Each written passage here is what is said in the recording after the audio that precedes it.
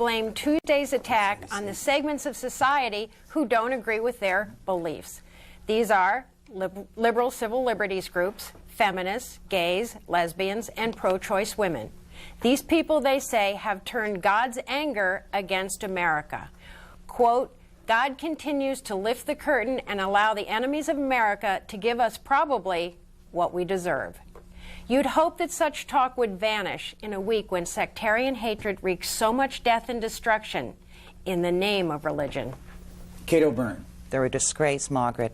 Mayor Rudy Giuliani has performed splendidly during the awful hours since Tuesday morning. The man who was born to be New York's mayor has comforted and inspired all Americans. The outrage? Term limits that prohibit this urban statesman from seeking another term.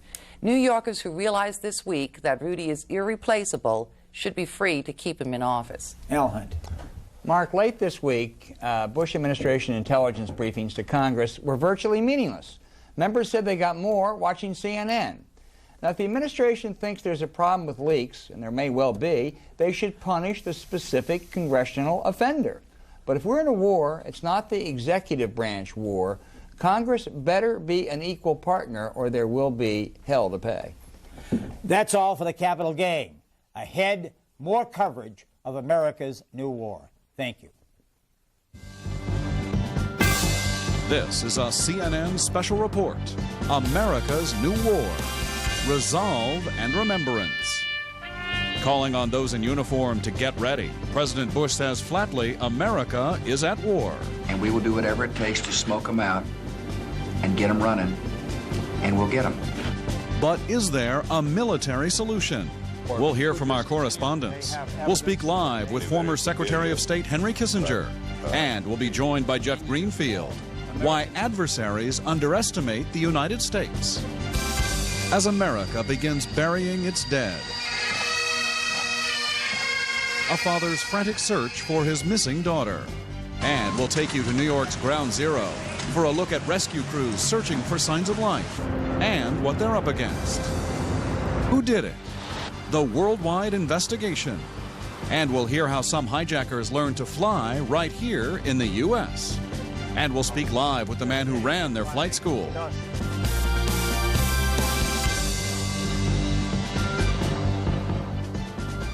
Good evening, I'm Wolf Blitzer reporting tonight from Washington. And I'm Greta Van Susteren. Over the next hour, we will look closely at America's military options. What will and will not work to take care of the terrorists who caused Tuesday's deadly destruction. And we'll look at the state of the investigation. We'll follow the trail left by the hijackers and their accomplices. But first, let's update the developments at this hour. Meeting this morning with his national security team, President Bush said the terror attacks will not stand. He called Osama bin Laden the prime suspect and said America is in a war which it will win. With security concerns high across the country in the wake of the attacks, troops were on the scene tonight outside the Pentagon to aid in the efforts to remove a suspicious package. The investigation into Tuesday's deadly attacks continues with an arrest warrant issued for a second material witness. And even as New York begins laying the first victims to rest, officials say hope is alive. Rescue crews continue their desperate search in the rubble of the Twin Towers, where close to 5,000 people are still missing. After tests of communications links, the chairman of the New York Stock Exchange says all systems are go for Monday's reopening of both the New York Stock Exchange and the NASDAQ. Police, fire, and emergency representatives will ring the opening bell. 2 of the 4 flights that were hijacked Tuesday originated at Boston's Logan Airport. Amid heightened security and jangled nerves, Logan reopened today, but Washington's Reagan National Airport remains closed. Airlines are being allowed to remove stranded planes, but there's no word on when or if the airport, which is near the Pentagon and the White House, will be back in business. The airline business is hurting badly. Continental today furloughed 12,000 workers while urging Congress to help keep the industry going in the wake of the terror attacks. Continental's chairman says the industry is losing up to $300 million a day. President Bush says the United States is at war and vows to track down those responsible for this week's devastating terror attacks. Officials are not ruling out the use of ground troops. Let's go live now to the Pentagon and CNN's military affairs correspondent, Jamie McIntyre, for the latest. Jamie? Well, Wolf, those were the words, "We're at war," from President Bush today up at Camp David, where he met with his national security team to plot strategy, their next move. Bush seemed to be preparing the United States public for a sweeping and sustained military campaign. These were some of his strongest words since the Tuesday attacks on the World Trade Center and the Pentagon, and he seemed to be preparing Americans for what could be a long campaign against those responsible for the deadly attacks. They will try to hide. They will try to avoid the United States and our allies. But we're not going to let them. They run to the hills. They find holes to get in. And we will do whatever it takes to smoke them out and get them running, and we'll get them. And listen, this is a great nation. We're a kind people. None of us could have envisioned the barbaric acts of these terrorists. But they have stirred up the might of the American people. And we're going to get them for however long it takes. The United States seemed to be also moving closer to naming Osama bin Laden as the person responsible for these. Again, President Bush calling him simply the prime suspect. At that Camp David session, he was flanked by both Vice President Dick Cheney and Secretary of State Colin Powell. What we have to do is not just go after these perpetrators and those who gave them haven, but the whole curse of terrorism that is upon the face of the earth. And this is a campaign that we have begun this week, and we will stick with it until we are successful.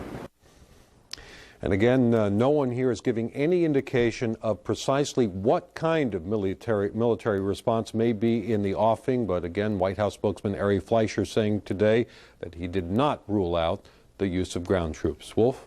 Jamie, is there any indication from your sources over there or elsewhere in Washington about the nature of the specific military action the United States might be preparing for? Well, they're playing it pretty close to the vest, Wolf, but you get the feeling here of a couple of things. One, from talking to people at the Pentagon, I have the feeling that nothing is imminent, certainly not in the next couple of days. And two, you get the feeling that when they're talking about this sustained campaign, they're not necessarily talking about military strikes day after day, but a long campaign of pressure that would be punctuated by perhaps aerial bombings and even perhaps the use of special forces on the ground to try to snatch or kill Osama bin Laden. The big thing that's changed here is the so-called zero casualty mentality. Before this, the Pentagon had to be sure that they were going to take almost no casualties in an operation. But now, with the number of casualties here in the United States mounting, public support will be behind the Pentagon, even if some of the troops lose their lives in the pursuit, in the fight against terrorism. Wolf? Jamie McIntyre at the Pentagon, thank you very much. He knows as much as anyone about long, bitter conflicts. He won the Nobel Peace Prize for his role in the Vietnam Accord, and he invented shuttle diplomacy in the Middle East. Joining us now from Kent, Connecticut, is the former Secretary of State, Dr. Henry Kissinger. Dr. Kissinger, welcome to our program. And let me just begin by asking you this. The United States had a bitter experience in a guerrilla war in Vietnam. The Soviets had a bitter experience in a guerrilla war in Afghanistan. What makes U.S. officials, perhaps even you, think the United States will have any better experience in Afghanistan than the Russians had? This is a different kind of war. In Vietnam, we tried to control the territory and to preserve it from a communist attack. In Afghanistan, the Russians tried to conquer the whole territory. The purpose of whatever operations are being considered now is not to hold any territory, not to occupy any territory, but to get the terrorists on the run, as Secretary Powell said, and to keep them on the run and make it impossible for them to operate and to destroy them if we can. So what is the best military and diplomatic step, if you will, that the United States can pursue right now? I would make a distinction between two kinds of actions. One is retaliation against the perpetrators of this outrage. And when we have identified them, and I think we are clear enough that Osama bin Laden, whether he was behind this one or not, has been behind enough of them, that he's clearly an international terrorist. Second is to break up the networks that exist independent of Osama bin Laden around the world. For the first, once we have identified the target, we should go after it by means that the Pentagon can describe better than I can. For the second one, I think countries have to be put on notice that safe havens for terrorists will no longer be accepted by the United States. These terrorists cannot undertake the actions that we have experienced last week unless they have a base from which they operate, unless they have an organization, communications. It takes a long planning, and we cannot permit them the period of quiet in which they prepare and then they strike us. So I think we should declare a policy that safe havens will not be accepted, and that therefore governments run the risk, not just from the terrorists of whom they may be afraid, but of American and hopefully other countries' reaction. It shouldn't be only military. Countries that offer safe havens should be cut off from communications with other countries, if at all possible. Well, is that the extent of it? You say that safe havens should not be tolerated. Should the United States go to war against these countries? No, they shouldn't go technically to war, but the countries should be put on notice first that there will be severe penalties, that countries that tolerate terrorist bases on their soil hopefully will be cut off from all visas, from all financial transactions, and from all economic reactions. Secondly, we and our allies should reserve the right to strike militarily at these bases and at institutions that support these bases. That shouldn't be the first step, but it should be a step that is clearly available, because now that this outrage has been committed, we should not stop until the back of these terrorist networks has been broken. Well, which leads me to my next question, Dr. Kissinger, the sensitive issue of assassination. The executive order on the books right now in the United States says this: no person employed by or acting on behalf of the United States government shall engage in or conspire to engage in assassination. We spoke about 10 days or so ago, before these terrorist attacks, about this issue in connection with the Israeli policy. That time you said, and I'm quoting you, it is the absolutely correct policy of the United States not to engage in assassination as an act of governmental policy. Is this an extraordinary circumstance, though, that has now developed? I think as a basic policy, it is the correct policy of the United States. But we may have to review a number of the restrictions that have been put on intelligence services to prevent a repetition of what happened or anything like what has happened. And I think you will agree. But that is a very extreme step, which we should look at with extreme care. But a lot of experts have pointed out, and you probably will agree, that even if Osama bin Laden, who may or may not have been responsible for these acts, were captured or killed, the problem would not necessarily be resolved.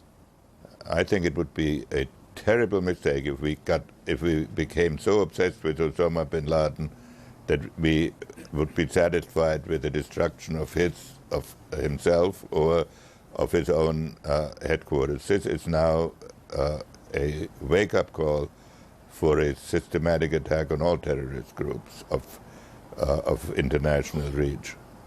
Dr. Kissinger, I want you to listen to the very strong, powerful words uttered today by President Bush. Listen to this. We're at war. There's been an act of war declared upon America by terrorists, and we will respond accordingly. And I appreciate very much the American people understanding that. Do you have any fear that President Bush may be under too much pressure to respond quickly without a well-thought-out plan? I'm not going to second-guess President Bush. I totally support what he has said. I think the American people should support him. I hope and expect that there will be a plan that will not be satisfied with one retaliatory strike, but that goes to the heart of the problem. And I have every confidence from my knowledge of the people involved that that is what they will do. Dr. Kissinger, looking back over the past many years, how did the United States get itself into this current predicament? Well, it's very difficult for a society like ours, which has such an ease of social contact, to come up against people whose hatred is so deep that they live off their hatred, that they're willing to destroy themselves and thousands of innocent civilians in order to achieve their fundamental objective, which is really to change the structure of societies.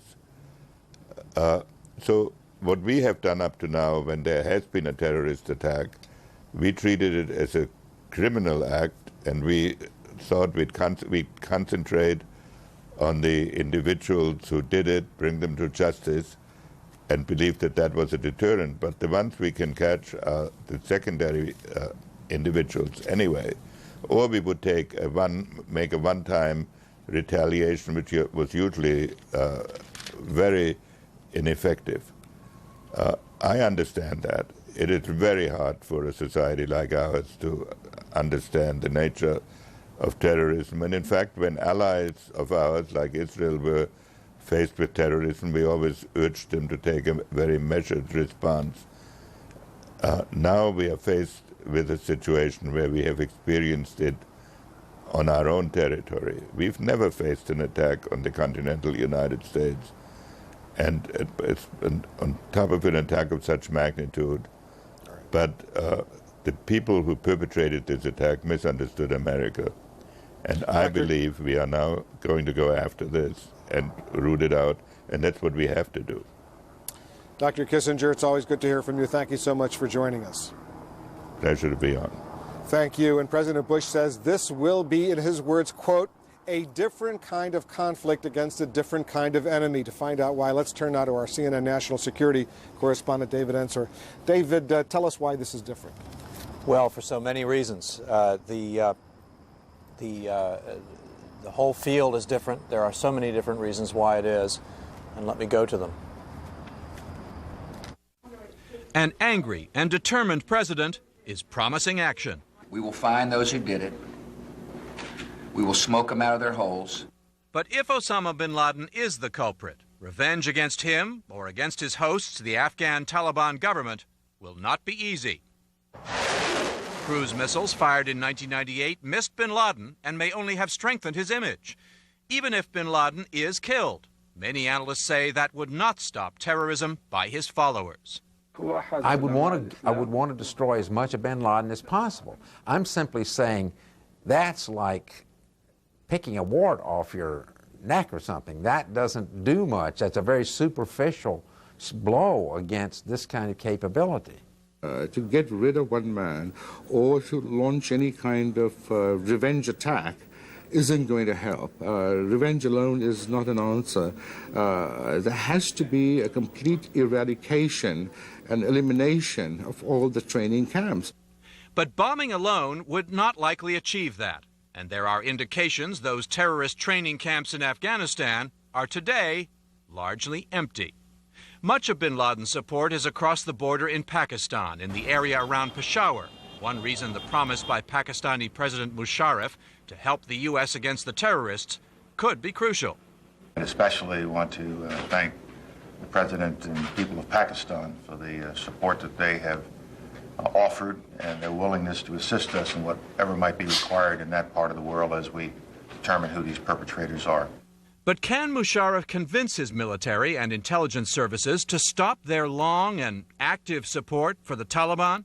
Pakistan is supplying fuel, funding, infrastructure, training, arms, and administrative help to the Taliban. Without the Pakistani lifeline, the Taliban would not survive. Senior administration officials warn none of this is going to be easy or quick. and that the United States cannot do it alone. It could, in fact, take years, analysts say, of political, economic, and military effort before Americans can overcome their newfound fear of mass terrorism on U.S. soil. We're talking about a war, and that's a campaign. And in a campaign, there are going to be a lot of battles. We're going to win some of these battles. We're going to lose some of these battles. There are going to be more civilian casualties on both sides. More Americans will die. Before it is over, many analysts believe, in fact, that U.S. ground troops in the region may be required. For now, though, the main effort of the Bush team is diplomacy, an effort to build a strong international coalition, much as the president's father did before the Gulf War, Wolf. Well, the U.S., the Bush administration says, David, they're getting good response from Pakistan. What's to suggest that there will be the appropriate follow-up in addition just to the words? Well, that's right. They have at least, first of all, been told that the first requests are possible, and one of those was overflights. So that makes it possible to take military action flying over Pakistani territory. But of course, if there have to be ground troops going into Afghanistan, Pakistan is the obvious staging post. They would need that. That'll be very, very difficult for Musharraf to say yes to. It could lead to insurrection in Pakistan. All right. David Ensor, our national security correspondent, thanks so much for joining us. And what kind of options does the U.S. military have? CNN military consultant General Wesley Clark joins us now. General Clark, when you were NATO's supreme allied commander, there was a war in the Balkans. You got the job done mostly through air power. What are the military options in dealing, presumably, with Osama bin Laden and his network of terrorists? Well, I think we have to start by following up on everything that's been said so far. Principally, we're in a diplomatic effort to build a coalition. When we get that diplomatic coalition built, then we expect support, we expect information, we expect action by police forces and interior ministry forces in these various countries, maybe their own armed forces going against the terrorist cells. We expect these people to be detained. We expect to get information about this that will help us crack open other terrorist cells and go after their headquarters. None of that necessarily involves the U.S. military, and ideally there will be no requirement for U.S. military forces. The ideal world is the Taliban would have a change of heart and turn in Osama bin Laden. Now, that's not very likely, but that's the course of action that is the most desirable in this case. Whatever we do, though, the world knows it's backed up by American military might. And what we've got in this case is the full arsenal of the United States at work. We saw it in Kosovo. You're standing, General Clark, in front of a map. Show our viewers the complications of military action in, presumably, Afghanistan. We've done airstrikes with cruise missiles in Afghanistan in the past. We did it in 1998. But it's a long way into Afghanistan, and I don't know exactly the route of the cruise missiles, but however they came a long way. They take time to fly. We've got permission now to use Pakistan's airspace if necessary, but cruise missiles are limited. You launch them, they're on a fixed target, and they're only going to strike facilities, a fixed point in the ground. So we've got other options. We could use manned bombers. They're more flexible. We've got options to put small teams in there who could direct the forces. We've got options to put slightly larger teams in there who could actually engage small groups of terrorists, detain them, bring them to justice, or fight it out if that was necessary and extract them. And finally, we've got an option, if we had to, we could put larger forces in. But all of these options take careful preparation, staging, and timing. Now, and General Clark, let me interrupt for a second. If you look at that map, you see Pakistan, you see Iran, you see the former Central Asian countries of the former Soviet Union, none of which seem to be a good staging point for U.S. military force if there's going to be ground force, for example. This has got to be the toughest area in the world to go after. It's a long way from the ocean. We don't have the mileage scale on this, but this is hundreds of miles, this distance right here. And to get in there, we would probably stage through Pakistan.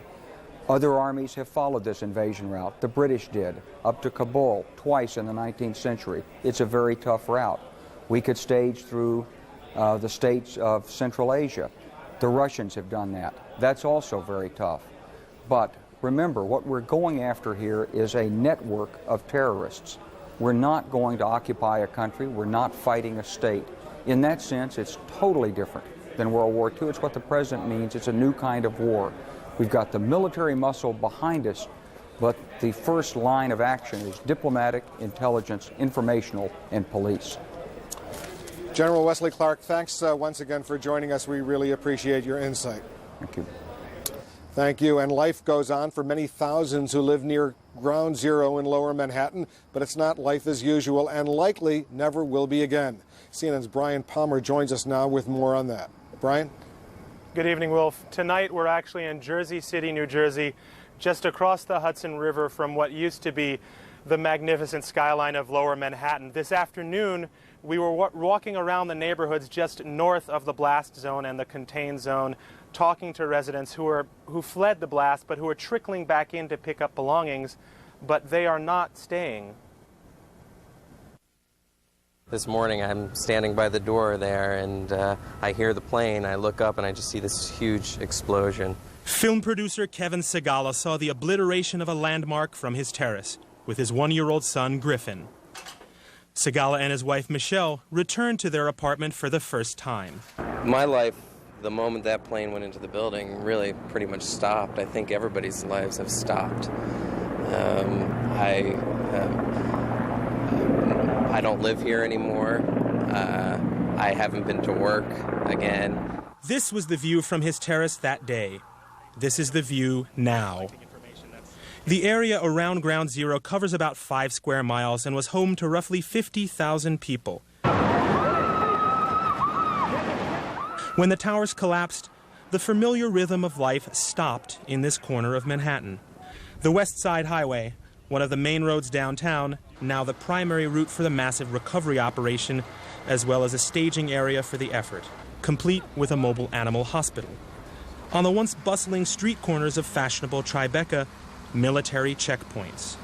20 miles of high-voltage cable, all installed since Tuesday, snake through the streets of Lower Manhattan.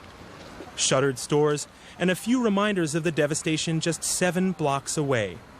Few shoppers, many curious passers-by and shell-shocked residents, many moving in with family and friends north of the area.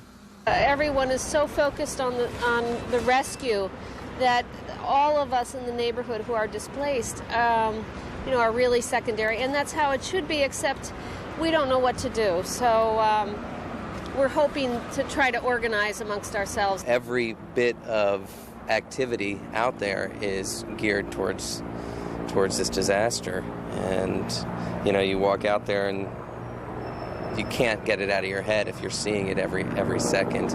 Seeing it every second, living like this for months, normal life as it was before, likely years away. Wolf, it was almost like people were apologetic about telling their story, saying certainly their suffering couldn't match the suffering of the people who lost their lives or the people who lost loved ones. But I think these examples they represent the ripple effect that such a horrific event has throughout a community, throughout a city, and then across the whole world. Wolf? Brian, I can't get over that view right behind you, that view that used to have the World Trade Center, the Twin Towers right there. You've spoken to people who've been looking at that view for years and now for a few days have a very different view. What are they saying to you? Well, it's similar to the things that you've been hearing all week. Disbelief, people call it surreal. I just got up to this position about an hour ago and I couldn't stop looking at it because it's almost like our idea of permanence has changed. These 2 solid and enduring landmarks just disappeared. Brian Palmer, just across the river from Manhattan, thank you so much for being with us tonight. And a final farewell today in New York to 3 of the city's many heroes, firefighters who lost their lives in the Trade Center attacks. Hundreds turned out to mourn 68-year-old Franciscan priest Michael Judge, who'd been the fire department's chaplain for 10 years. He died while administering last rites to a fallen firefighter. The priest who eulogized him says even at the end of his life, the chaplain commanded respect. Child of God, lift up your head. Patriarchs from distant ages, saints all longing for their end. Prophets, messengers,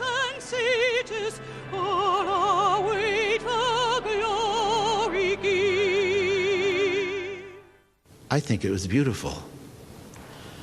The firemen took his body, and because they respected and loved him so much, they didn't want to leave it in the street.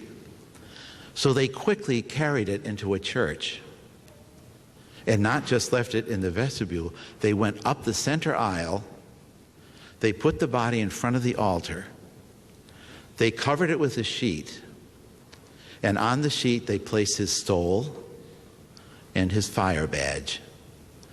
And then they knelt down and they thanked God.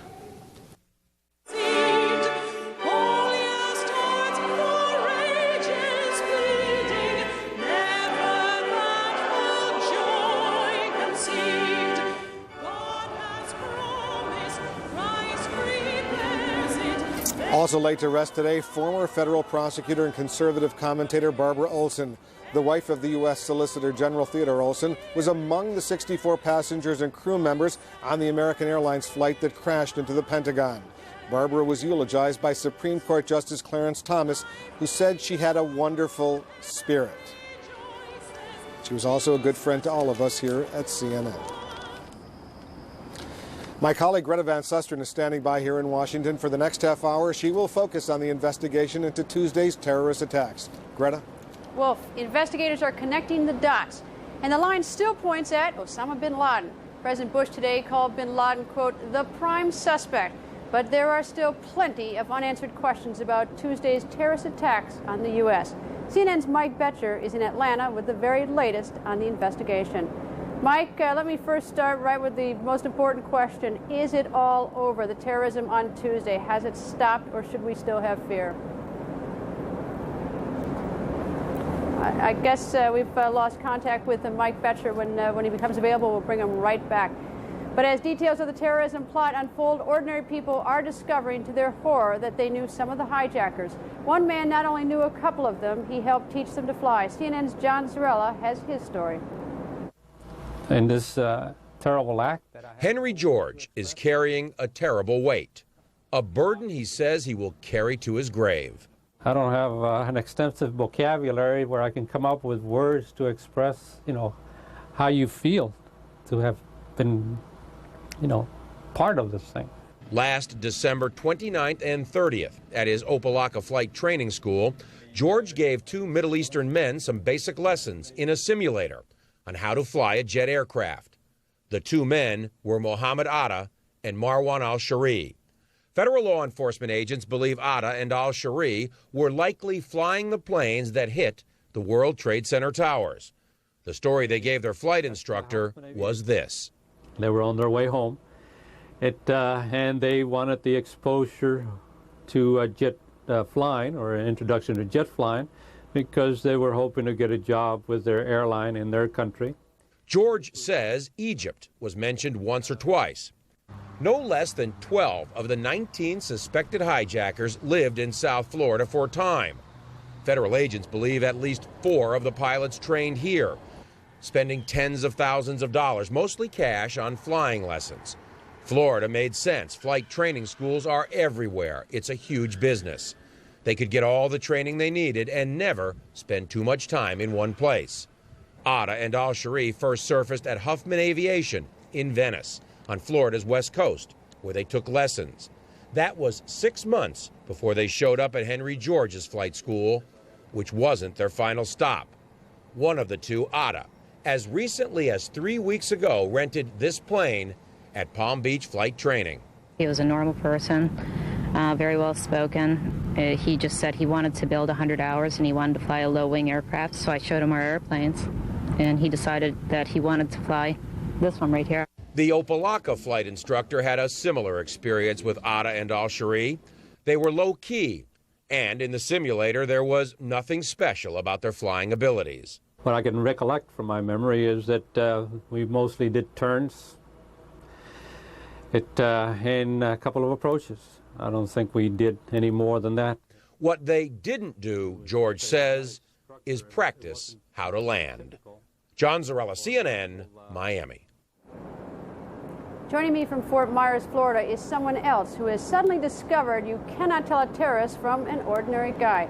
Rudy Deckers is president of Huffman Aviation, a flight school that John Zarrella just mentioned. Rudy, which terrorist or which one of the suspected terrorists did you come in contact with? Good evening. I've spoken with Mahmoud Atta and with Marine Hashimi. Let me first talk about Mr. Atta. What was it that, was there anything unusual about him to you? The only thing that was unusual on him is that when I saw him, I didn't like him at all. He had a behavior that he felt he was above everybody. He was not acting normal by making contact with people. He was there apparently with our flight school to obtain training, and he was not socializing with anybody. As a matter of fact, he was rude to everybody. When did you first meet Mr. Atta? When I meet Atta, is that what you said? Yeah, when did you first meet him? He came into our facility July 3rd, 2000. He left January 3rd this year. And Mr. Ashari, was there anything unusual about him? No, he was a likely young man. He was very friendly, laughing. He enjoyed flying. He was more normal, to say. Of course, we don't call him normal anymore for what they did, but they were not socializing with anybody else. The two stuck together and didn't socialize with any other students. We are used to that with the Middle East students, though. When Mr. Atta was training, did he get extensive training with you? When Atta walked into our facility and checked it out, he showed that he already had a private pilot license obtained with another school somewhere in Florida. So what did he want from you? I can't hear you. What did he want from you? What kind of training did he want from you? Okay. They obtained both their private, commercial, single-engine, multi-engine training. They did the multi-engine training in a Piper Seneca 2. It's a six-seater, two-engine. It's a very small airplane. Now, Rudy, is the training that they received on a small airplane, was it enough to steer a big aircraft to a target? Well, no, I have said no, although I'm not a professional on the big airplanes, only on the small airplanes.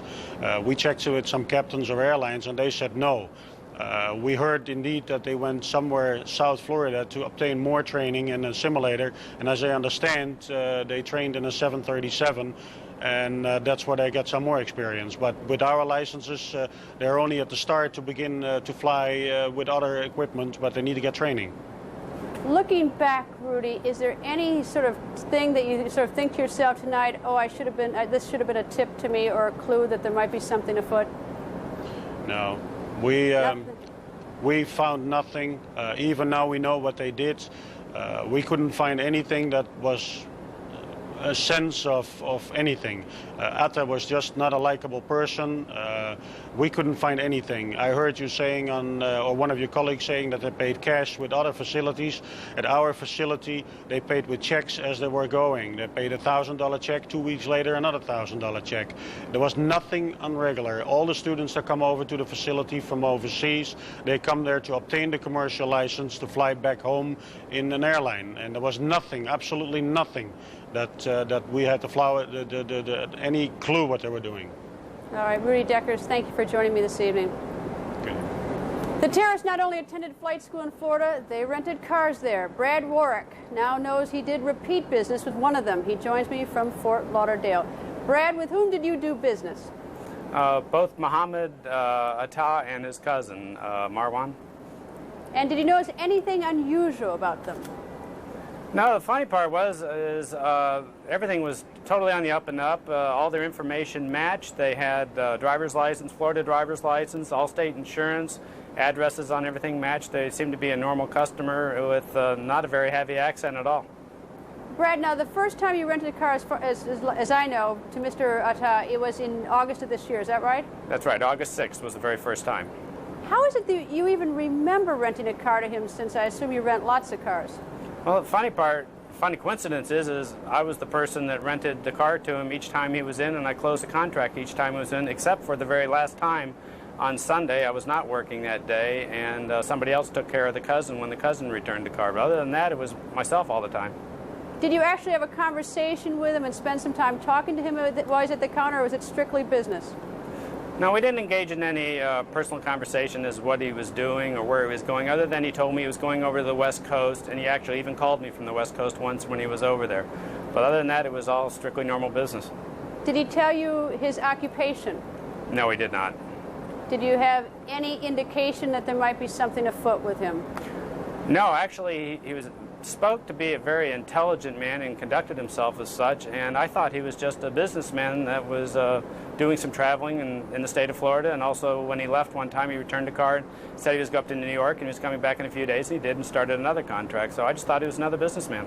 Was it weird that he started one contract, ended it, and then started another one? Was that unusual at all? No, because he left to go up to New York and he came back. What about the second car that he rented? I understand he put about 1,000 miles on it within about 2 weeks? Actually, no, he put 1,900 miles on it over the course of 2 weeks, and that was the car he took over to Venice. He called me from Venice to let me know that the service engine soon light comes on. The car needed to be serviced and wanted to know if that was something you should be alarmed about. And I said, no, just let me know when you bring the car back. Is it unusual to put 1,900 miles on a car in that period of time or not? Well, a local person wouldn't be, but if it's a person traveling around the strait like tourists do or business people do, I mean, it's nothing to send up a red flag of any type of alarm, because some people do rent a car to do some traveling. What was your impression of him? My impression of him was, number one, he was a nice, polite man. I never had any problem with him, and he was very intelligent and appeared to be a businessman. When you read about the fact that his name, at least people believe that he was one of the hijackers, what did you think? Well, I was shocked as the pieces of the puzzle started unfolding here, and I realized that how much we were involved in it and how much close contact I had with an international terrorist. Yeah, it was quite shocking. And when he brought the car back, I assume there were no problems, nothing unusual whatsoever?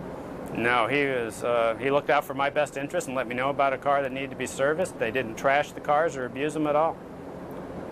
All right, my thanks to Brad Warwick for joining me this evening. You're welcome. Joining me on the phone right now is Richard Surma. He owns a motel in Deerfield Beach, Florida. Some of the men suspected of being terrorists apparently stayed there studying flight manuals. Good evening, sir. Good evening. Can you tell me what you know about these suspected terrorists? They were nice people, average acting, and pretty intelligent, I would say. And they were kept to themselves. When did they first rent a room? They came in August 26th for 1 week. They paid, and then they paid again another week, September 2nd. They stayed till September the 9th. And how many men were there? Two in one room, but one extra visitor kept visiting them every single day. And do you know who that was? No, it never dawned on me to ask. One time he slept there overnight just before they checked out the next day, and my wife asked him, "What are you doing here?" But then they were gentle people, so she left him alone. Was there anything left in the room after they moved out that was unusual? Just one utility knife, one of those razor box cutter things, and some a box of frozen food that looks like spinach, but it was in Arabic, so I didn't know what it was inside. When you say utility knife, could you describe it more fully, please? It was kind of thin, the newer type, not the bulky one. Is it the kind of knife that you'd buy at your local hardware store, just a regular carpet knife or box knife? Yes. And has that been turned over to the FBI? The FBI took it, put it in the bags. And have they done sort of forensic testing of the room, or they fingerprinted the room and looked at it? Oh, yes, they did. They sealed it off completely, and they stay here for 3 days, 3 nights, dusting and putting some violet dye on it. All right. There was also some things in the dumpster that they threw out. That was the thing I kept. Which was? What else was in the dumpster? Well, there was flight manuals and a lot of maps from the eastern part of the United States. But there were aeronautical maps, and there was also a fuel tester. It looked like a giant syringe. And also there was a German-English dictionary and 3 martial arts books. All right, thank you very much for joining me tonight, sir. You're welcome. Now to CNN's Mike Betcher in Atlanta with the very latest on the investigation. Mike, when I thought I'd contact with you before, I wanted to know the answer to the question, is the fear over? Has the terrorism on Tuesday stopped? Well, to tell you very precisely, Greta, on Wednesday I talked to several intelligence sources who said, quote, it's not over. And then David Ensor, our national security correspondent, took it a step further after that, and he talked to his sources who said there are still terrorist cells in this country who may be trying to launch terrorist attacks. So the bottom line, Greta, is it's not over, and it won't be over for a long time. When you say there are terrorist cells in this country, is there any more information in terms of geography, where they might be, what they might attempt to do? Are we learning anything at all? What I am trying to piece together is the potential, and I'm still working on this, but it appears clear that there was a concerted effort to insert cells over the past few years into this country. That seems obvious, but it wasn't the normal tit-for-tat sort of terrorism. This was a much more concerted effort. How many? Numbers? I don't know.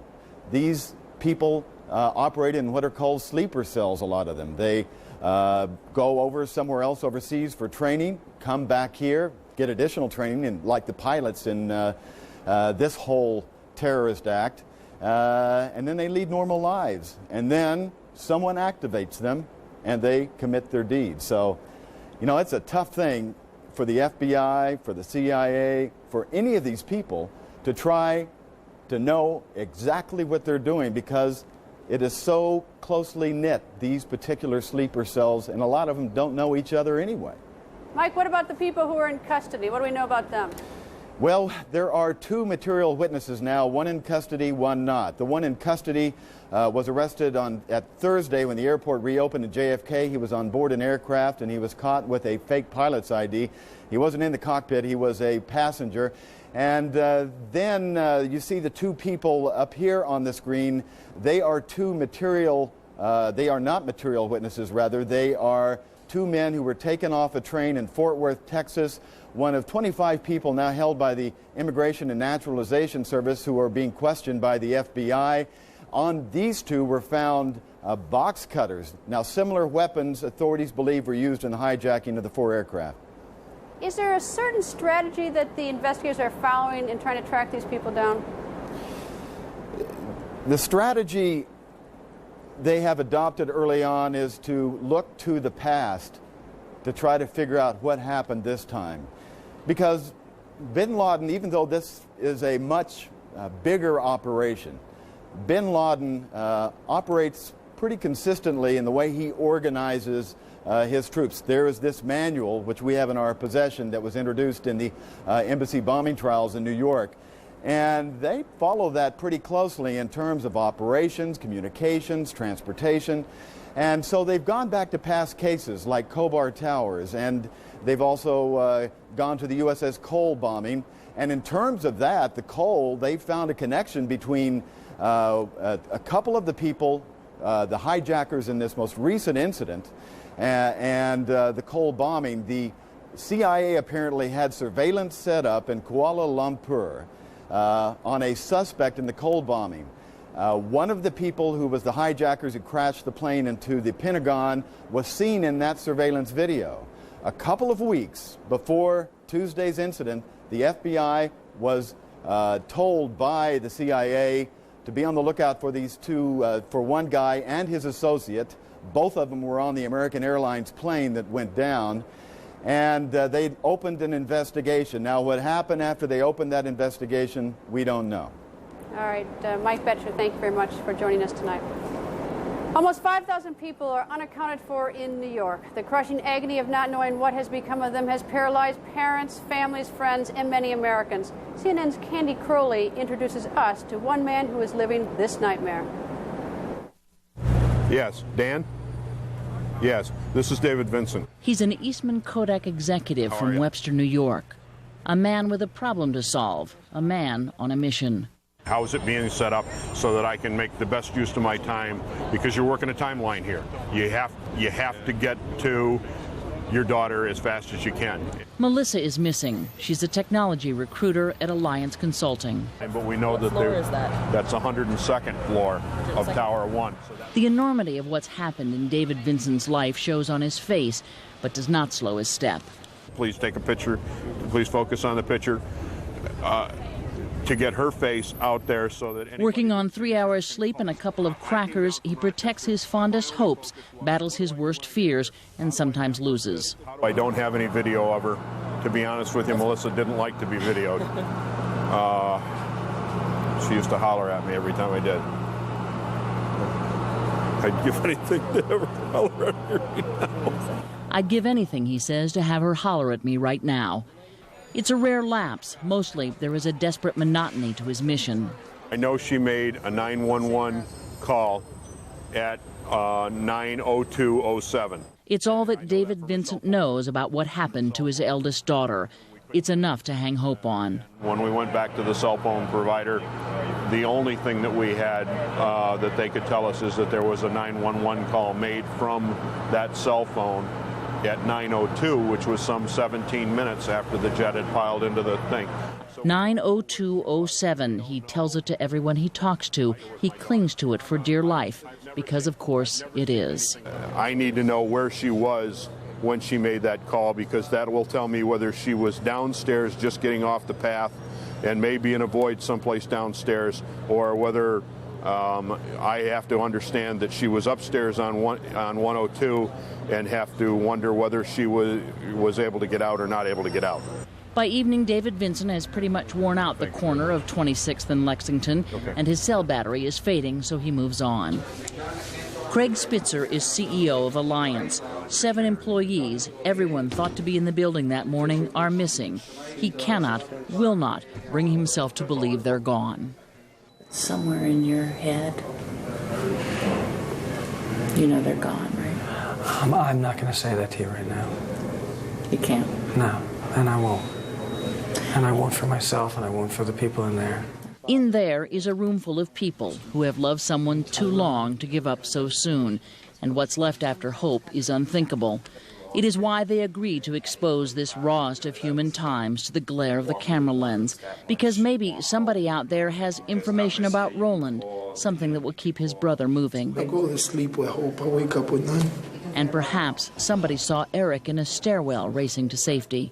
We don't know, maybe he's out there someplace, got hit on the head and he doesn't know who he is. You know, maybe he's unconscious and he didn't have any identification on him.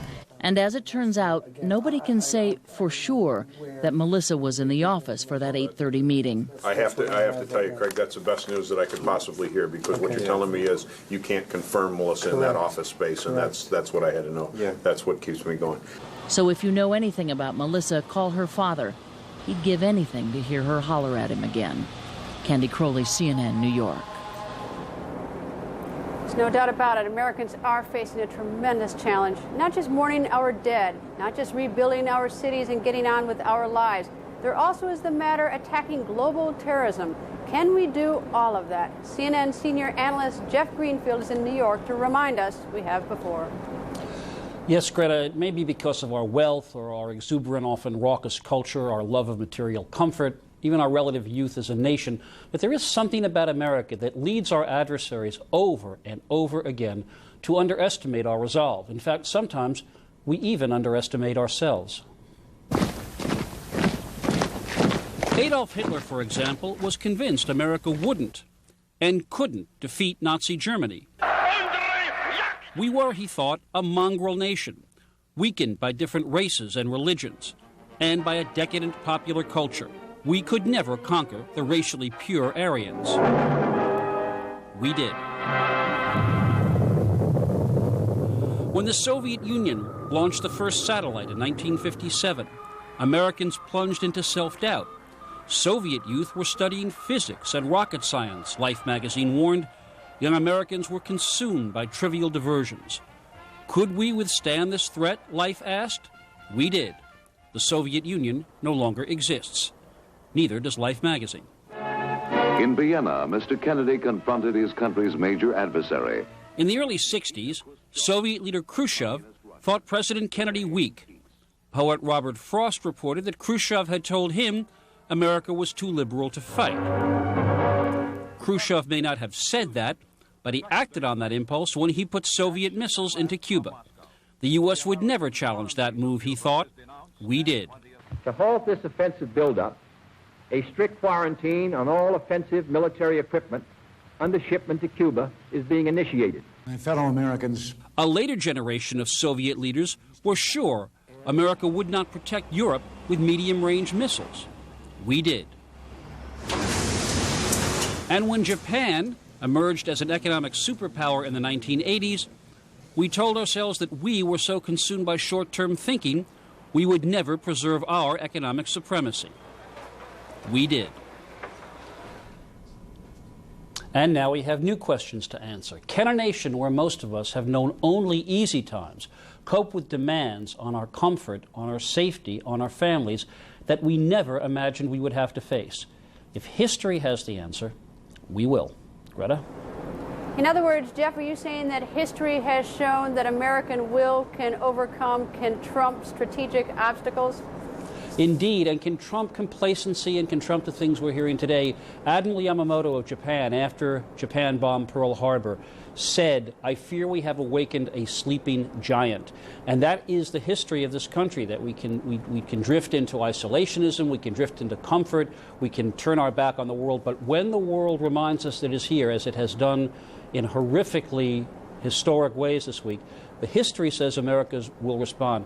We're going to be talking about that with Senator McCain and some others later tonight. But the guide from history is pretty encouraging. The question, I suppose, is that I don't believe ever before have we gone through so sustained a period when we have faced really not much of a challenge, when we have been at peace, when we have been prosperous, when a younger generation has really not had very much asked of it. That's the question we have to answer this time around. What happens to the critics, the dissenters, when that starts to appear on the horizon? Yeah, see, I think actually that's an encouraging sign. I think the fact that you know, through World War II, for instance, people have this image that we marched in lockstep. There were plenty of political arguments, plenty of criticism of how Roosevelt was running the war. Roosevelt was very worried about the congressional elections of 1942 because there had been setbacks. There was some exercise in black market activity. There were not everybody pitched in, but the fact of the matter is that very kind of dissension, that cantankerousness that's so much a part of America is actually, I think, a sign of our strength. I actually look forward to the first bit of political bickering that develops, because it shows that we're feeling comfortable enough about who we are to remain Americans. And this is a country where political disagreements are, you'll pardon the expression, as American as apple pie. You know, it's sort of interesting for me, Jeff. I didn't grow up in World War II, so I never lived through that great generation. I grew up in the Vietnam days, where there was certainly a lot of criticism and dissent, and we certainly had a divided country. Now we have such a national threat that the country seems so united, seems so different. And I think that is really the difference between the Vietnam generation and even the whole post-war era. Korea was not a war that was fought out of any unity. There was tons of criticism of President Truman at that time because the war was stalemated. I think the difference is that what has happened here in New York and in Washington is so overwhelming that everybody has said it, and I think we started saying it Tuesday, it simply has changed us as a country. And that for once, that's not an overstatement by the media, that's fact. And when you say it's overwhelming, I mean, it has affected everybody across this country. I had some reservists on last night, one from Milwaukee, one from San Antonio, and one from here in Washington, D.C., ready to go. I mean, it's not just a New York, Washington thing at all. We may find out that we have lost more Americans on this day, even than in Antietam, when 7,000, I believe, died. There were 22,000 casualties in 1862. If the country doesn't change because of that, it never will. There's simply, I don't know of any way to measure this, even by history. History almost fails us as a guide. This is so overwhelming an event. As always, thanks to CNN's Jeff Greenfield. CNN's coverage of America's new war continues in a minute with Larry King Live. I'm Greta Van Susteren in Washington, and I will be with you again tomorrow night. We leave you, though, with the haunting sights and sounds of this sad, mournful September day in New York.